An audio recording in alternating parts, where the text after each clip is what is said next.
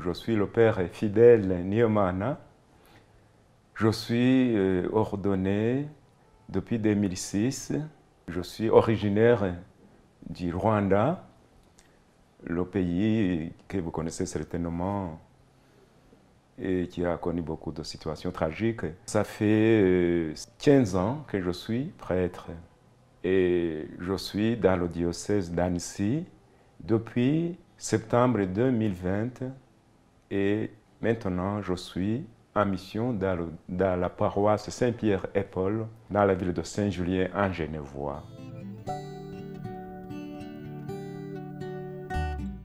Le déclencheur de mon sacerdoce, en fait, c'est plusieurs éléments que moi je peux dire et qui se sont superposés et pour m'amener à me décider à être prêtre.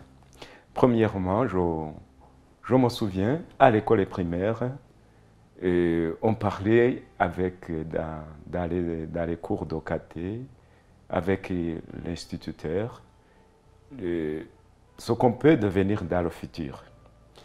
Je me souviens avoir dit que j'aimerais être prêtre. Pourquoi? Parce que, étant issu d'une famille catholique pratiquante, je participais à la messe chaque dimanche avec mes frères et ma sœur. Et il m'arrivait aussi d'être servant de messe. Et du coup, côtoyer le prêtre, et aimer l'église qui est remplie de paroissiens, tout cela me mettait déjà la joie dans le cœur. Et du coup, donc, j'ai répondu comme ça, je voudrais être prêtre. Et ensuite, je me souviens aussi que mes parents, je les ai entendus parler entre eux, et ils disaient, si un de nos fils devenait prêtre, tu ne crois pas que ça serait très heureux? Alors, comme moi, je me suis dit, tiens, ça peut aussi être quelque chose qui réjouirait aux parents, à la famille. Et donc, à la fin de la formation à l'école primaire, il y avait un examen qu'on passait pour entrer au petit séminaire. J'ai passé l'examen, j'ai réussi, et du coup, je me suis senti confirmé dans mon désir de devenir prêtre plus tard. Et du coup, je me sentais aussi heureux. Je me sentais heureux. Et quand j'étais au petit séminaire, évidemment, la formation qu'on reçoit là, et puis les prêtres qu'on a, qui nous forment, qui nous parlent, qui nous apprennent des choses, on identifie tout de suite qu'il se passe quelque chose. Et on voit que devenir comme eux, ça serait mieux.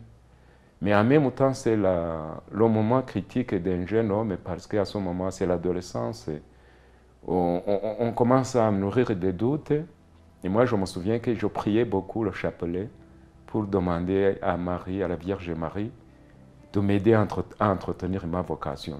Mais je me souviens que l'évêque était passé par là au petit séminaire pour faire des entretiens avec les petits séminaristes de son diocèse.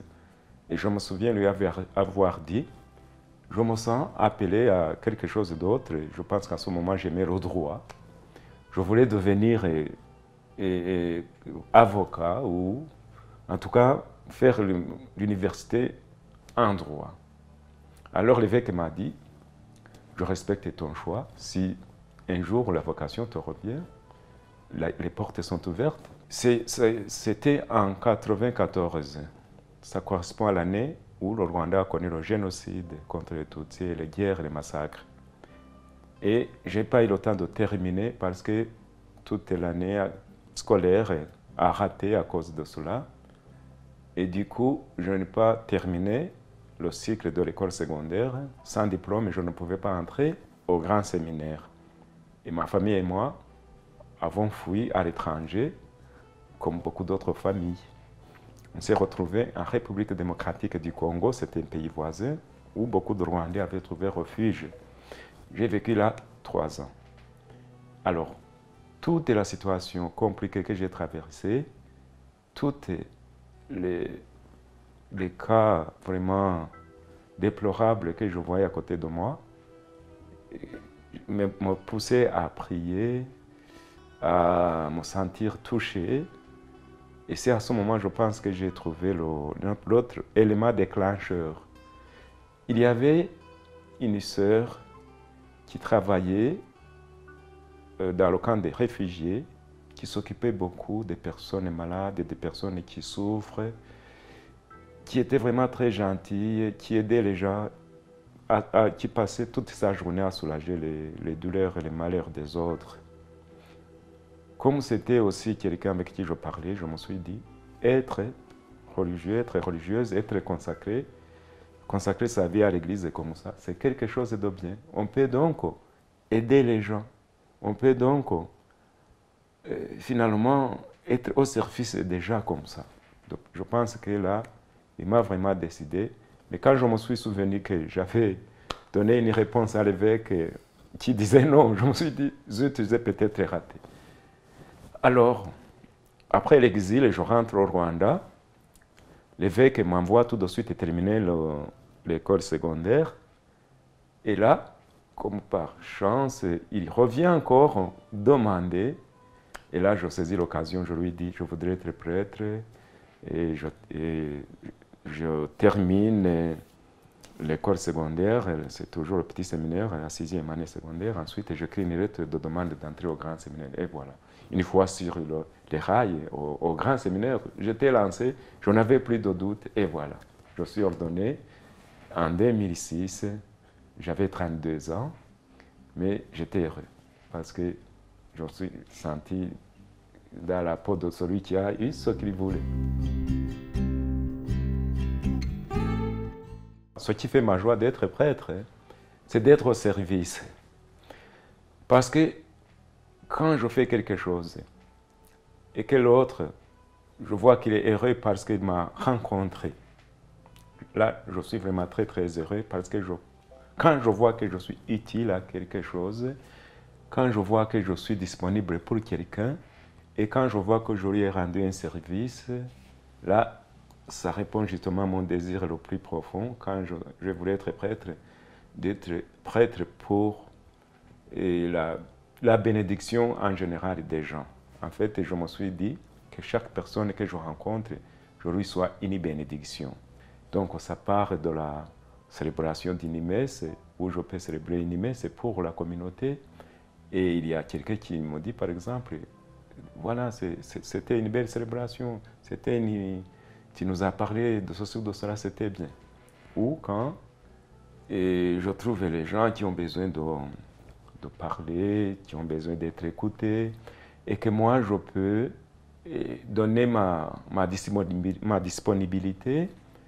Là, je suis très, très heureux parce que je me dis, c'était ça, certainement, pour ça que je me suis fait prêtre. Ou le sacrement de réconciliation, c'est ce que seul prêtre peut donner, ou quand, en tant que prêtre, je suis avec les autres, on parle, on est heureux, et quand ils disent, c'était une joie quand on était avec toi comme prêtre, même si ce n'était pas vraiment dans les affaires religieuses, mais être là comme prêtre, jouer, sortir, bavarder. Donc, faire tout ça, si bien que la rencontre soit toujours quelque chose d'agréable pour moi et pour les autres, voilà ce qui me rend très heureux.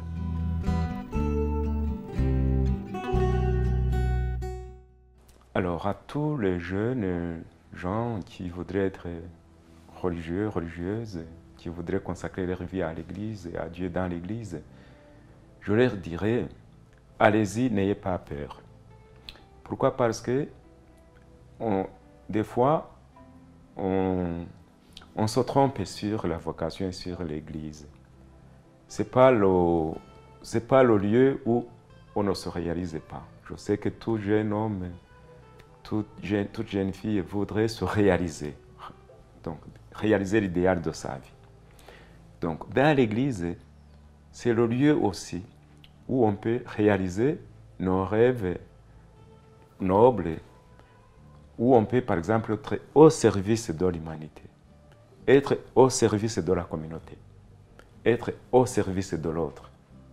Là, je crois que dans l'Église, vraiment, c'est très ouvert tout ce qu'on peut faire pour être au service des autres. Et puis, qu'on ne se trompe pas aussi. C'est le lieu où on peut avoir beaucoup de joie. Parce qu'il y en a, je pense, qui ont peur, qui se disent que on ne s'amuse pas, on est très sérieux, on vit une vie monacale. Et que, par exemple, on manque de joie simple dans la vie. Non.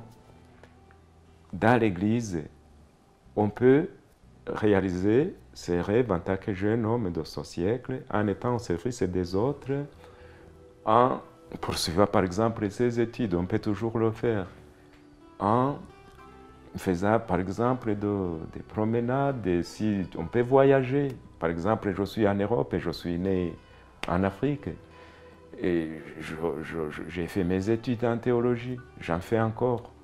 Et donc l'Église, c'est en même temps un lieu où la vie est ouverte pour se réaliser, la vie humaine, mais en plus de cela s'ajoute la vie spirituelle. Et je pense que la vie spirituelle, c'est quelque chose qui vaut la peine aussi.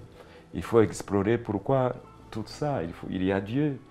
Et je pense que chercher Dieu et penser dans la théologie, faire la théologie, donc réfléchir sur Dieu, sur nous, sur les hommes, sur la foi, ça vaut de la peine. Si tu sens cela dans ton cœur, vas-y, n'hésite pas.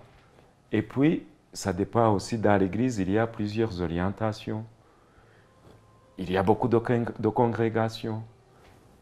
Les unes mettent l'accent sur cela. Par exemple, la formation, par exemple, la mission, par exemple, l'aide aux autres, par exemple, la prière. Donc, ça dépend.